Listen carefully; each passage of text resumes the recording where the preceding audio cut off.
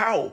How? I posted a video saying that Weird World in Marvel Snap was bad game design because you just have to play with your opponent's deck now. And you have to do that, like, from turn 1 if it flips turn 1. And a bunch of people said, oh, you could use Scarlet Witch or Storm or something to destroy that location. How? You don't have access to your deck. You can only play those cards to destroy that location if your opponent ran that card. If you ran that card, your opponent gets to decide whether or not they're going to destroy it, and they're not going to do that if your deck is better than theirs. There is literally no counterplay other than just making do. And people say it rewards playing adaptively, but it doesn't really, because decks aren't equal. The only way to increase your collection in Marvel Snap is to play with underused cards. So people often play with leveling decks that aren't meant to win, which is fine. There's nothing wrong with doing that. But if you're trying to complete a mission, or climb the ladder, or do something else, especially because those tasks are time-locked,